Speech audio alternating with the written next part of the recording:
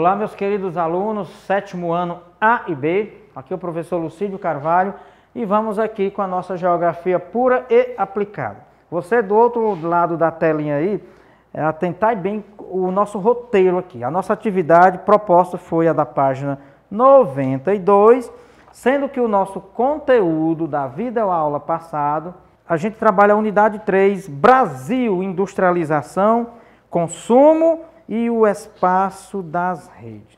O que é isso? Vai bem rapidinho o conteúdo nosso, onde a atividade vai contemplar, explorar esse conteúdo. Então é todo o processo de industrialização no Brasil, tá certo? Aí quando ela ganha impulso no início do século XX, portanto século passado, a gente vai ver que a atividade cafeeira, né, teve um destaque na região sudeste especialmente, no advento da indústria, ok? Então, a atividade em si vai contemplar esse assunto. E o consumo, consumismo, as redes, rede de transporte, rede de comunicação, que interliga os espaços geográficos do território brasileiro. Que diga-se de passagem, ó, você aí, nosso sétimo ano, o território brasileiro ele é imenso, ele tem dimensões continentais.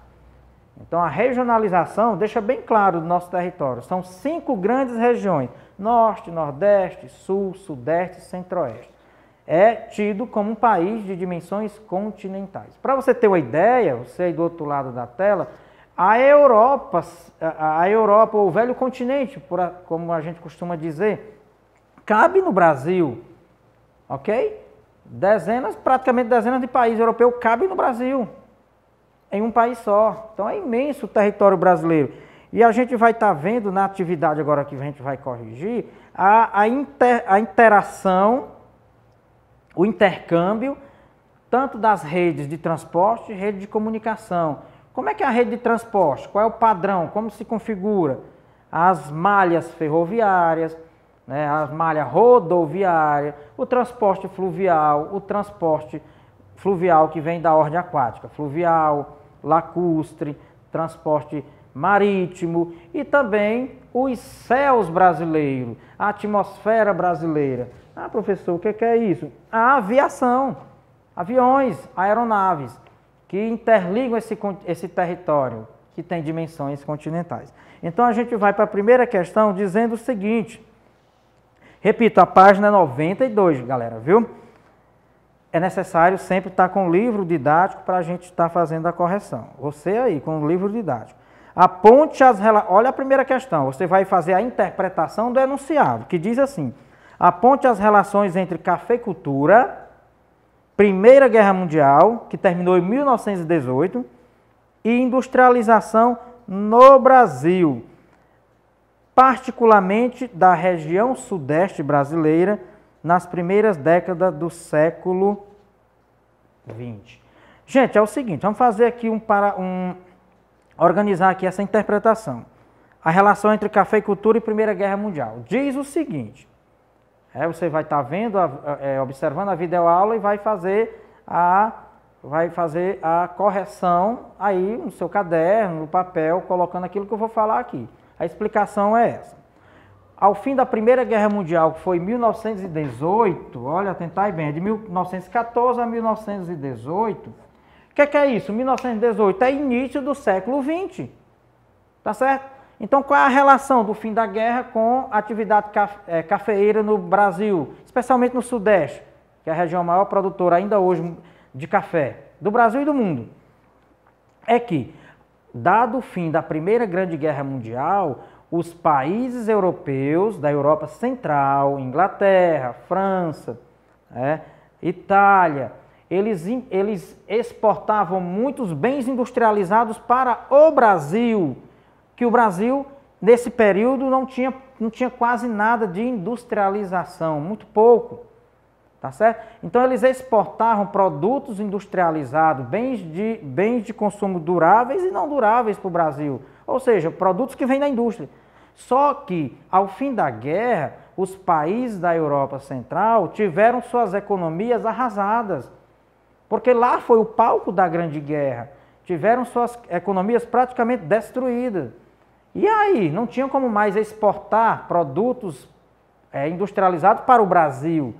E em contrapartida, no Brasil, região sudeste, a maior área produtora de café, onde os cafeicultores acumulavam muito capital, capital é o dinheiro. Então eles tiveram o quê? Peraí, não estava vindo mais exportações da Europa. Questão 2, explique por que o Brasil é considerado um país de industrialização retardada ou tardia. Gente, na questão 1, quando a gente diz que o Brasil, em 1918, fim da Primeira Grande Guerra Mundial, foi que teve a necessidade de importar maquinários e introduzir a indústria no Brasil. Por quê? Porque as exportações europeias caíram, a Europa ficou arrasada, suas economias foram ao chão, porque a Europa foi o palco da guerra, ficaram destruídas. Então, veja bem, e aí você faz um paralelo, somente depois da Segunda Guerra Mundial é que o Brasil, dado a queda das exportações europeias para o Brasil, é que o Brasil começou a teve a necessidade de importar maquinários e introduzir indústrias de bens de consumo duráveis, indústrias de bens de consumo não duráveis no Brasil e diversificar a sua produção. Então, só ao tempo, praticamente 100 anos depois, ou seja, 100 anos que a Europa já estava industrializada, Estados Unidos, Japão, é que o Brasil chegou pela economia cafeeira na região sudeste. Então, por que é industrialização tardia? Em função desses detalhes que eu estou falando para vocês, tá certo? Somente nas primeiras décadas do século XX é que o Brasil dá início ao seu processo de expansão industrial, ok? Vamos para a questão 3. Vou para a questão 3. A questão 3 diz o seguinte: por que o declínio da atividade industrial na região sudeste e do estado de São Paulo pode ser considerado relativo?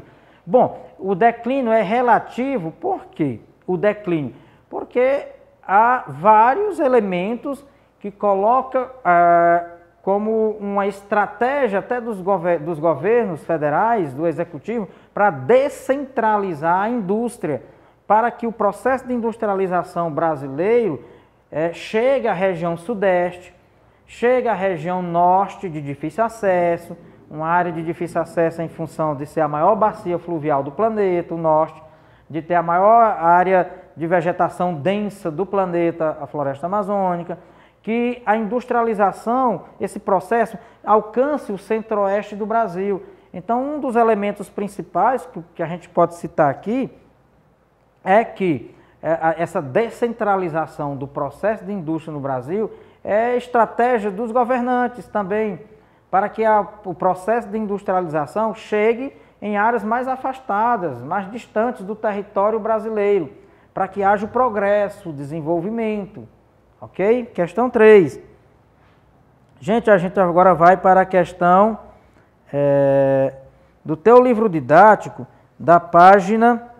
ainda na página 92, a questão 5, a questão 4 a gente salta, depois a gente vai ver como é que vai funcionar. Aliás, depois a gente vai ver, porque não foi abordado na exploração do conteúdo a questão 4, tá certo? Mas a gente faz assim, na próxima videoaula a gente vai continuar em função do tempo, pessoal. Eu devo dizer para vocês, em função do tempo, a gente está limitando, mas a gente continua na próxima videoaula, porque já está, por exemplo, nesse exato momento já está chegando a noite e ainda tem mais professor que vai fazer correção de atividade e a gente dá uma pausazinha, mas a gente continua, não vai ter prejuízo na correção da atividade. Próxima videoaula a gente dá sequência, tá certo? Forte abraço a todos. Vamos estudar, e tirar